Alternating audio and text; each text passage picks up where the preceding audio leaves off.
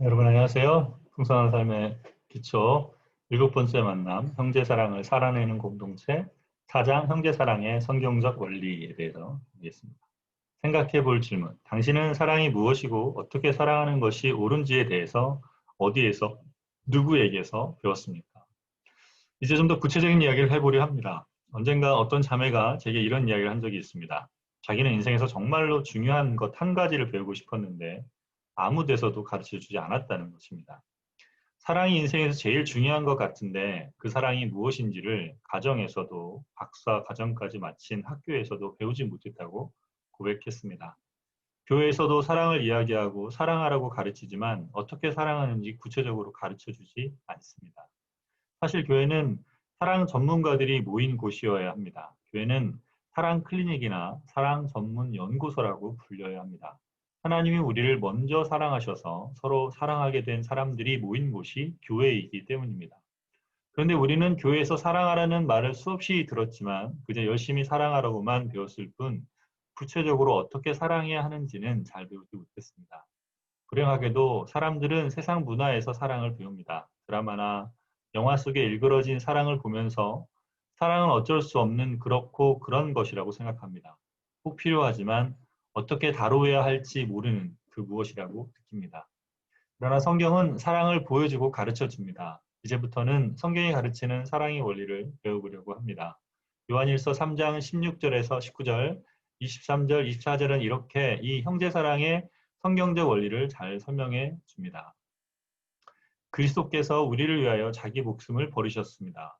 이것으로 우리가 사랑을 알게 되었습니다. 그러므로 우리도 형제 자매를 위하여 목숨을 버리는 것이 마땅합니다. 누구든지 세상 재물을 가지고 있으면서 자기 형제 자매의 궁핍함을 보고도 마음 문을 닫고 도와주지 않으면 어떻게 하나님의 사랑이 그 사람 속에 머물겠습니까? 자녀된 이 여러분, 우리는 말이나 혀로 사랑하지 말고 행동과 진실함으로 사랑합시다. 이렇게 함으로써 우리는 우리가 진리에서 났음을 알게 될 것입니다. 또 우리는 하나님 앞에서 확신을 가지게 될 것입니다. 하나님의 계명은 이것이니 곧 그 아들 예수 그리스도의 이름을 믿고 그리스도께서 우리에게 명하신 대로 서로 사랑하라는 것입니다. 그리스도의 계명을 지키는 사람은 그리스도에게 안에 있고 그리스도께서도 그 사람 안에 계십니다. 그리스도께서 우리 안에 계시다는 것을 그가 우리에게 주신 성령으로 우리는 압니다. 이 구절은 사랑하라고 명령한 다음에 어떻게 사랑해야 하는지도 구체적으로 가르칩니다. 성경에서 형제사랑의 원리를 수십 가지 찾을 수 있겠지만 이 구절에서 형제사랑의 가장 근본이 되는 네 가지 원리를 찾아보고자 합니다. 누군가를 사랑할 때 이 원리를 조합해서 사용한다면 지혜롭고 바르게 사랑할 수 있을 것입니다. 희생하는 사랑. 첫째로 3장 16절이 말하는 사랑은 목숨을 버리는 사랑, 즉 희생하는 사랑입니다. 목숨을 버리는 것이 마땅하다는 것은 목숨을 버리는 데까지 나아갈 수 있다는 뜻입니다. 이것은 희생을 말합니다. 사랑은 자기 것을 내어줍니다. 자기 것을 허비합니다. 그러므로 사랑에는 희생이라는 개념이 반드시 들어가기 마련입니다. 희생이 없는 사랑은 사랑이 아닙니다. 사랑의 마지막 단계는 자기의 것을 완전히 희생하는 것, 즉 생명을 주는 것입니다. 이것이 사랑의 최고 지순의 단계입니다. 요즘에는 느낌이 오는 상대에게 특별한 감정을 품고 좋은 행동을 하는 것을 사랑이라고 말하지만 자기 희생이 빠져버린 그런 느낌은 단순한 낭만적 연정에 지나지 않습니다. 얼마나 많은 사람들이 이 낭만적 연정을 진정한 사랑으로 착각하는지 모릅니다. 희생이 없으면 대가를 지불하지 않는다면 그것은 사랑이 아니라고 성경은 말합니다. 그런데 우리는 희생의 목적을 잘 알아야 합니다. 무엇을 위해서 목숨을 버리는 것이 마땅합니까? 성경은 형제 자매를 위해서라고 말합니다. 어떤 사람들은 사랑을 희생이라고 배워서 희생 자체를 사랑이라고 생각하기도 합니다. 하지만 성경에서 이야기하는 사랑은 희생 자체를 목적으로 하지 않고 상대의 진정한 유익을 위해서 희생합니다. 상대방이 더 악해지지 않고 성장하며 자신의 잠재력을 꽃피울 수 있도록 하는 것이 목적이 되어야 합니다. 그렇지 않으면 그것은 값어치 없는 희생입니다. 성경은 값어치 없는 희생을 하라고 이야기하지는 않습니다. 예를 들어서 가정폭력을 생각해 봅시다. 가정폭력이 발생했을 때 그리스도인들은 참아야 한다고들 합니다. 그것이 사랑이라고 희생해야 한다고 합니다. 그러나 폭력 행사의 경우 맞는 사람이 피해자가 되는 것은 물론이고 때린 사람도 망가집니다. 어떻게 한 인간이 자기보다 약한 인간을 물리적으로 제압하고 고통을 주는데 자신의 인격에는 아무런 영향이 없겠습니까? 그런데 이런 사람들은 한 번 때리기 시작하면 화가 나면 또 때립니다. 세 번, 네 번 손찌검을 되풀이하면서 그 사람 자신이 점점 망가집니다. 이런 폭력을 참고 견디며 희생하는 것은 사랑이 아닙니다. 그 사람이 계속 더 망가지도록 내버려 두는 행동입니다. 그 사람이 우리에게 폭력을 가하면 폭력을 사용하지 못하도록 막아야 합니다. 폭력을 계속 휘두르도록 내버려 두면 상대방은 더욱더 망가집니다. 참는다는 것은 이렇게 목적 없이 무조건 희생만 하는 것을 뜻하지 않습니다. 그것은 값어치가 없는 희생입니다. 또 남편이나 아내가 외도하는 경우 참고 기다리면 언젠가 돌아온다고 말하곤 합니다. 그러나 그것은 기독교의 사랑이 아닙니다. 원인이 무엇인지 찾아서 더 이상 그렇게 하지 못하도록 지혜롭게 대처하는 것이 희생하는 사랑입니다. 무조건 참는 것이 사랑은 아닙니다. 상대방을 위해서, 상대방이 정말 잘 되도록 하기 위해서, 상대방을 보호하기 위해서 희생할 때 그 희생이 의미가 있습니다. 예수님이 어떻게 사랑하셨는지 보십시오. 예수님은 세리와 창녀들을 사랑하셨습니다. 예수님이 그들과 함께 있는 것은 정치적으로 큰 희생이었습니다. 당시 종교 지도자들은 그런 죄인들과 섞이지 않았습니다. 그런데 예수님은 그들과 어울리셔서 세리와 죄인들의 친구로 알려주셨습니다. 마태복음 11장 19장. 예수님은 그분의 선명한 정체성에 영향을 받으면서까지 세리와 창녀들과 함께 하셨습니다. 그들을 사랑하셨으므로 희생하셨습니다. 하지만 바리새인들과는 무조건 친구가 되지는 않으셨습니다. 오히려 그들을 혹독하게 대하셨습니다. 그들을 독사의 자식들이라 부르며 그야말로 심한 욕을 하셨습니다. 마가복음 3장 7절. 왜 예수님은 바리새인들에게 이렇게 하셨을까요? 바리새인들은 자기의가 너무나 강해서 그들을 가르친다고 해서 깨닫지는 않을 것을 아셨기 때문입니다. 그들이 하나님을 발견하려면 무너지고 깨어져야 했습니다. 예수님은 그들을 사랑하셨기 때문에 그들과는 정면으로 충돌하셨습니다. 이것이 예수님의 사랑 방법이었습니다. 그 결과 예수님은 그들의 미움을 사서 결국 돌아가시게 되었습니다. 이것이 예수님의 희생입니다. 훗날 예수님이 돌아가시고 부활하시고 난 다음 많은 바리새인들이 주님께로 돌아왔습니다. 희생은 무조건 참는 것이 아닙니다. 상대방을 위해서 대가를 지불하는 것입니다.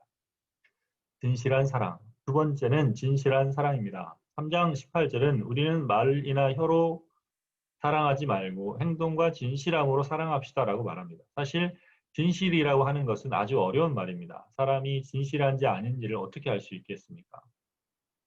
이 진실한 사랑이라는 말은 우리 손에 잡힐 수 있는 좀 더 이해하기 쉬운 표현으로 바꾼다면 투명한 사랑이라고 할 수 있을 것 같습니다. 투명성이란 겉과 속이 같다는 것입니다. 다른 사람을 사랑할 때 다른 숨은 목적을 가지고 사랑한다면 그 사랑은 진실한 사랑, 투명한 사랑이 될 수 없습니다. 다른 사람을 사랑함으로써 자신이 유익을 얻는 경우가 있습니다. 경제적인 이익을 얻기 위해서도 그렇게 하고 무엇보다도 다른 사람들의 인정을 받기 위해서 그렇게 합니다. 어떤 경우는 자신의 가치를 스스로 확인하고 싶어서 사랑의 행위를 합니다. 진실함은 이런 것들과는 반대입니다. 즉 자신에 대한 관심과 이익 때문이 아니라 사랑을 받는 사람의 유익을 위해서 사랑하는 것이 진실한 사랑입니다. 이런 진실함은 어떤 면에서 조작하는 것과 대척점에 놓여 있습니다. 어떤 사람의 말이나 행동이 액면 그대로 와닿지 않고 그 말의 진위가 뭘까? 저 사람 왜 저런 행동을 할까? 하는 생각이 든다면 상대방이 투명하지 않다는 증거일 수 있습니다. 서로 대화할 때 내가 이렇게 말하면 상대방이 저렇게 받아들일 테니 그 다음에 나는 이렇게 받아치고 라는 식으로 미리 계산한 다음 말을 하는 경우가 있습니다. 이런 것이 조작의 예라고 할 수 있습니다. 다른 사람에게 무언가를 해주는 경우에도 다른 사람을 우리 마음대로 움직이고 싶기 때문에 그렇게 하는 경우가 있습니다. 그런 사랑은 투명하지도 진실하지도 않습니다. 제 경우에는 투명하지 않은 사람, 속이 들여다보지 않는 사람, 그 사람의 말을 액면 그대로 받아들이면 안 되는 사람이 가장 대하기 힘듭니다. 또 이런 경우도 있습니다. 제가 목사이다 보니 사람들은 제게 좋은 이야기만 하려는 경향이 있습니다. 서로 투명하게 이야기해 줘야 합니다. 그 사람 이야기는 내가 좀 감해서 들어야겠구나 하는 마음이 든다면 그 관계에서 진실한 사랑이 오갈 수 없습니다. 근데 무조건 가슴을 열어 보이는 것이 투명성은 아닙니다. 투명성을 발휘할 때는 성숙이 필요합니다. 아마 세상에서 가장 투명한 분이 바로 우리 예수님이셨을 것입니다. 마음이 깨끗하고 겉과 속이 다를 필요가 없는 성숙함이 있을 때 진실해질 수 있습니다. 이런 진실성은 공동체 내에서 더 확산될 필요가 있습니다. 어떤 공동체에 가면 목사가 하는 이야기를 듣고 교인들이 모두 그 말을 해석하느라 분주합니다. 어떤 교회에서는 하나님의 뜻보다 목사님의 뜻을 분별하기가 더 어렵다고도 합니다. 공동체에 그런 분위기가 있으면 곤란합니다. 그런 환경에서는 진실한 사랑을 찾아보기가 힘들고 사랑이란 단어만 있을 뿐 오히려 사랑이 오용됩니다. 사랑은 진실하고 투명해야 합니다. 이것이 두 번째 원리입니다. 구체적인 사랑. 세 번째로 구체적인 사랑이어야 합니다. 18절에 보면 누구든지 세상 재물을 가지고 있으면서 자기 형제 자매의 궁핍함을 보고도 마음 문을 닫고 도와주지 않으면 되겠냐고 합니다. 말과 혀로만 사랑하지 말고 행동과 진실함으로 사랑하자라고 합니다. 말과 혀로만 사랑하는 것이 아니라 구체적으로 사랑해야 합니다. 저도 조심하려고 신중하려고 하고 난 다음에는 꼭 지키려고 노력하는 말이 있습니다. 바로 그리스도인이 가장 쉽게 말로 때우는 표현, 기도해 줄게 라는 말입니다. 누군가 어려움을 겪을 때 기도해 줄게 라고 진실하게 말하는 것은 좋은 일입니다. 그런데 그러고 나서 얼마나 기도하십니까? 기도해 줄게 라고 한 다음 그 사람을 위해 정말 10분 이상씩 기도하는 사람이라면 그렇게 말해도 괜찮을 것 같습니다. 그러나 그렇지 않다면 그것은 말과 혀로만 사랑하는 것입니다. 힘들어하는 사람과 만나서 커피라도 한잔 하면서 같이 시간을 보내주는 것이 오히려 좀 더 구체적인 사랑일 수 있습니다. 사랑은 구체성을 띄어야 합니다. 희생은 구체적으로 나타납니다. 예를 들어 힘들게 지내시는 분들을 보면서 식사 잘 하시고 몸 잘 챙기세요라고 이야기하는 것 한 번 정도는 괜찮습니다. 하지만 만날 때마다 그렇게 말만 하는 것은 말과 혀로만 사랑하는 것입니다. 그냥 만나서 밥 한 끼 함께 하면 됩니다. 말로 때우지 말고 구체적으로 사랑하십시오. 어떤 분이 몸이 너무 약해져서 고생하고 있을 때 교회 식구 한 사람이 보약을 해주었다고 합니다. 그 형제가 저한테 그러더군요. 내 가족도 나한테 보약 한번 해준 적 없는데 내 몸이 약하다고 이렇게 보약을 지어주는 것을 보면서 저게 참 공동체구나, 이게 정말 가족이구나 하고 느꼈다고 말합니다. 가까이 있는 사람들을 그렇게 돕는 것이 구체적인 사랑입니다. 이 청년 바보 의사, 아름다운 사람들이라는 책을 보면 안수연이라는 한 젊은 의사는 주변 사람들에게 끊임없이 선물을 합니다. 책이나 음반, 설교 테이프 등을 필요한 사람들에게 적절하게 나누어 줍니다. 놀랍게도 그 형제는 자신의 재정 중에 때로 3분의 1에 해당하는 양을 이런 일에 썼다고 합니다. 그렇게 해서 많은 사람들이 위로를 받고 새로운 지혜를 얻고 방향을 찾는 것을 보면서 자신은 너무 기쁘다고 간증했습니다. 실제로 이 젊은 의사가 요절하고 나서 많은 사람들이 그를 애도했던 이유는 그가 이렇게 구체적으로 사랑했기 때문입니다. 나들목 교회에서 자랑스럽게 생각하는 지정헌금도 그 한 예입니다. 지정헌금은 나들목 교인 가운데 누군가가 힘든 것처럼 보이면 그 사람 앞으로 헌금을 하는 것입니다. 그러면 교회에서는 그 헌금을 그대로 그 사람에게 전해줍니다. 그러면 어떤 때는 헌금을 받은 사람이 누구신지 모르지만 감사합니다 하는 내용의 카드를 써서 교회에 전해주고 교회는 그것을 헌금한 사람에게 전달해 주는 일도 있습니다. 교회가 그렇게 사랑의 우체국이 됩니다. 액수가 중요하지 않습니다. 중요한 것은 우리가 사랑을 서로 구체적으로 표현하는 것입니다. 말로만 하지 말고 구체적으로, 실제적으로 사랑할 때 그것이 진짜 사랑입니다. 중심이 있는 사랑. 마지막으로 23절, 24절을 보겠습니다.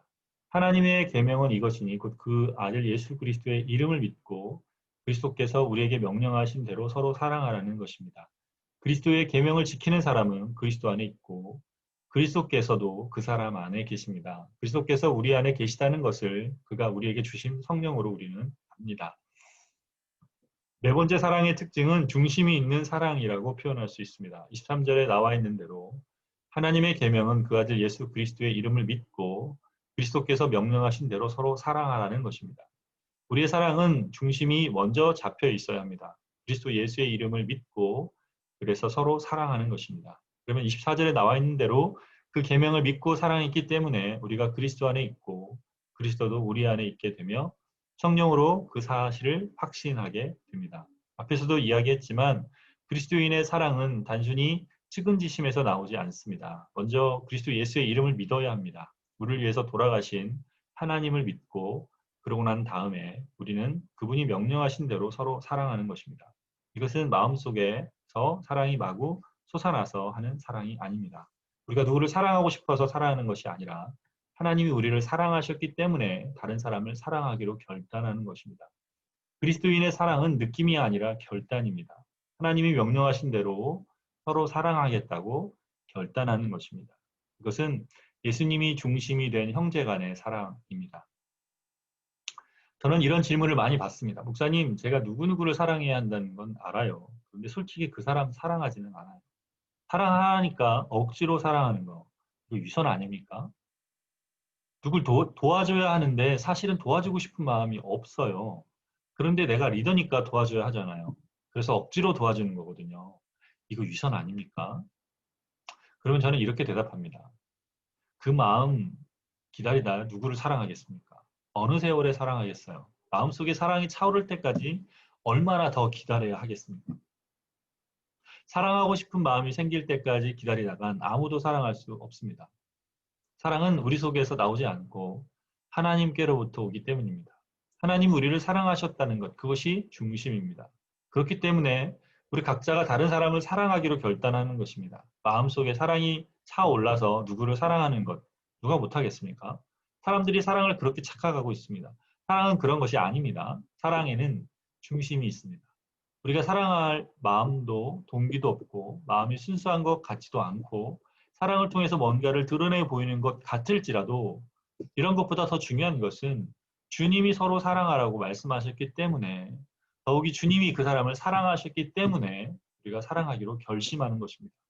그러고 나면 나중에야 감정이 따라오기도 합니다. 이렇게 우리처럼 부족한 사람들이 누군가를 사랑하기 시작합니다. 그리스도인으로 살아가면서 이런 형제 사랑을 연습하기 시작하면 자신이 정말 변한 것을 깨닫습니다. 아, 내가 정말 변했다. 옛날 같으면 거들떠보지 않을 사람인데 옛날 같으면 저렇게 말하면 내가 너 같은 인간 보고 살 것 같으냐?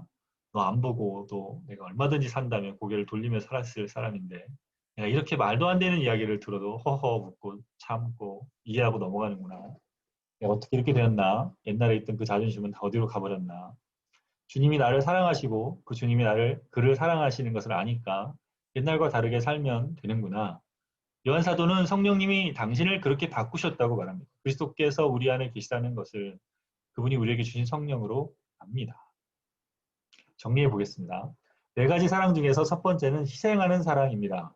이것은 상대방을 위해서 상대방의 실제적인 복지를 위해서 내가 대가를 지불하는 것입니다.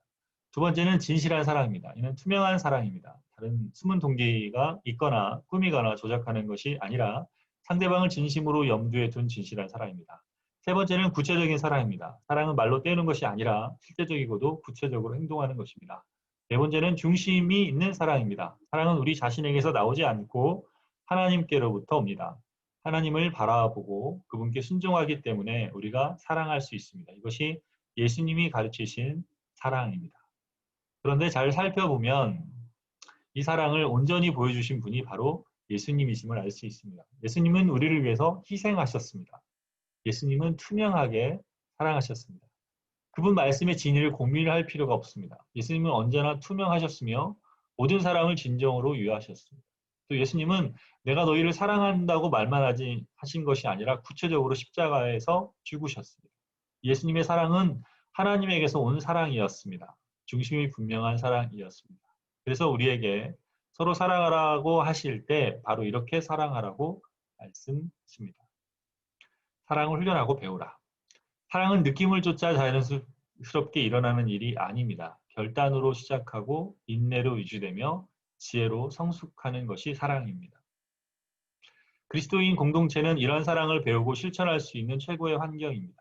교회는 바로 이렇게 사랑하는 법을 배우는 곳입니다. 교회는 위선적이고 부족하고 남을 조작하는 사람들, 거칠고 자기 멋대로인 사람들이 모인 곳입니다. 그래서 이게 무슨 공동체야? 라고 이야기하는 사람들이 있습니다. 하지만 그 사람들이 공동체입니다. 부족한 사람들이 모여있는 공동체입니다. 거기서 부족한 사람들이 함께 사랑을 배워갑니다. 사랑을 배울 수 있는 곳이 두 군데인데 바로 가정과 교회입니다. 가정에서 아이들에게 바른 사랑을 가르쳐 주어야 합니다. 아이들을 신처럼 떠받드는 잘못된 사랑이 아니라 앞에서 얘기한 그런 사랑을 가르쳐 주어야 합니다. 아이들은 사랑을 배우면서 커야 합니다. 그리고 가정에서 배운 사랑을 교회와 사회에서 실천해야 합니다. 불행히도 많은 가정에서 이런 사랑을 가르쳐 주는 것이 아니라 왜곡된 사랑, 때로는 열등감과 분노를 가르칩니다. 가정에서 사랑을 배우는데 실패해도 하나님의 대안이 있습니다. 가정에서 못 배웠다면 교회에서 사랑하는 법을 배워야 합니다. 이렇게 배운 사랑으로 가정과 사회에서 서로 사랑해야 합니다. 이렇게 우리는 사랑 전문가가 되어서 삶의 현장에서 사랑해야 합니다. 교회는 사랑을 배울 수 있는 최고의 환경입니다. 우리가 좋아하는 사람, 비슷한 취향의 사람들끼리 모여있는 곳이 아니라 각양각색의 사람들, 절대로 예수님 아니면 만나지 않았을 사람들이 모여있기 때문입니다. 사실 예수님만 아니면 만나지 않았을 사람들이 예수님 때문에 묶여 있습니다. 삐죽삐죽한 가지들이 모두 성령의 띠로 묶여서 함께 있습니다. 그러니 사랑하다가 지치거나 사랑하다가 실망하거나 사랑하다가 상처를 받거나 제가 제일 싫어하는 표현인 사랑하다가 시험에 들었다고 공동체를 떠나는 어리석은 실수를 저지르지 마십시오. 그 과정을 통과해야 진정한 사랑을 배웁니다. 그것은 반드시 겪어야 할 과정입니다. 여기서 우리는 공동체에 있어야 할 가장 중요한 개념을 한 가지 배웠습니다. 그것은 형제 사랑입니다. 형제 사랑이 있을 때 교회는 건강하게 자랄 것입니다. 묵상 질문 1. 앞에 네 가지 원리 중에서 가장 마음에 와 닿는 부분과 가장 어렵게 느껴지는 부분은 어떤 것입니까? 어떻게 하면 성경적인 원리에 입각한 사랑을 할 수 있을까요? 2. 자신에게 가장 와 닿는 원리와 관련된 성경 구절을 깊이 묵상해 보십시오.